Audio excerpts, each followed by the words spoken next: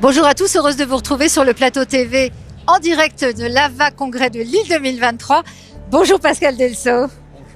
Vous êtes un vétérinaire, praticien en Bourgogne-Franche-Comté. Tout à fait. Et alors aujourd'hui, j'ai le plaisir de vous accueillir pour parler justement de la phytothérapie et comment soigner naturellement nos animaux de compagnie. On est d'accord. Alors Pascal, comment avoir pensé à utiliser la phytothérapie dans votre pratique de vétérinaire? En fait, c'est plutôt un lapin qui a pensé à moi, parce qu'effectivement, il y a 10 ans, il m'a fait interroger et opter pour la phytothérapie. En fait, nous étions en traitement depuis plus de 6 mois et nous avions envisagé globalement l'ensemble des traitements à base de molécules de synthèse envisageables pour traiter une pathologie respiratoire chronique. Et en fait, malgré la collaboration des spécialistes en AC, eh bien, nous étions en échec. Et en désespoir de cause, les propriétaires étant extrêmement motivés, eh bien, j'ai appelé mon confrère, le docteur Claude Fèvre. 10 jours de traitement en phytothérapeutique et notre lapin était guéri. Donc, bien évidemment, naturellement, j'ai cherché à savoir quels étaient les modes d'action de cette technique et je me suis mis à des formations adaptées. Un bon résultat déjà pour bien débuter sur la phytothérapie. Alors, ces solutions naturelles, est-ce qu'elles conviennent à tous les cas cliniques et peut-on tout soigner avec des solutions en phytothérapie?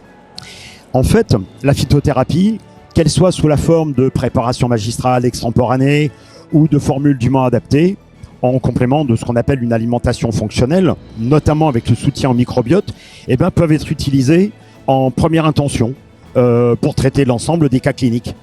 Alors, aussi bien seul, quand on va aborder le patient sous le paradigme de la globalité de l'individu, mais ça peut être aussi en association avec des thérapeutiques à base de molécules de synthèse, à la fois pour diminuer leurs effets secondaires, mais aussi diminuer leur dosage, et puis enfin, en complément avec la chirurgie ou des thérapeutiques anticancéreuses, à nouveau à la fois pour diminuer leurs effets secondaires, mais aussi pour permettre d'améliorer le rétablissement de l'individu.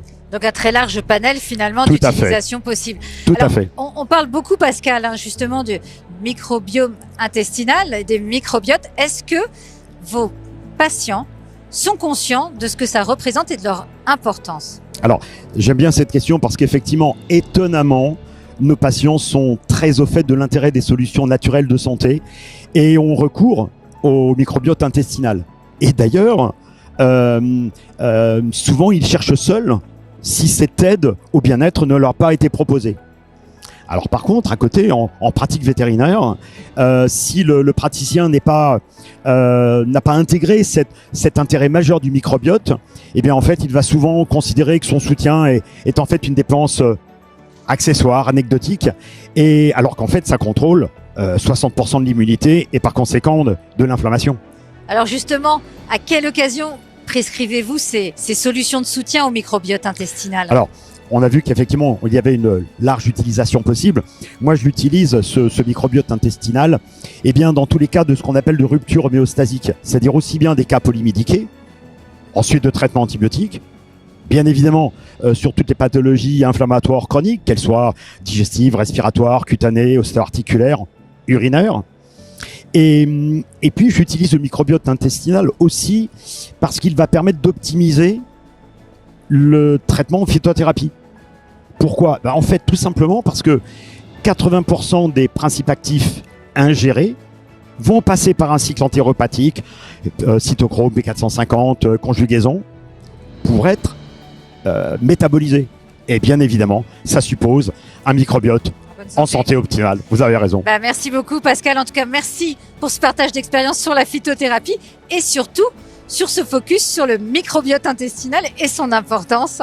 Et puis, si les personnes ont plus de questions, tout simplement, eh bien, contactez votre délégué Wamine ou allez sur le site internet de Wamine. Merci, Pascal. Merci. Bon congrès.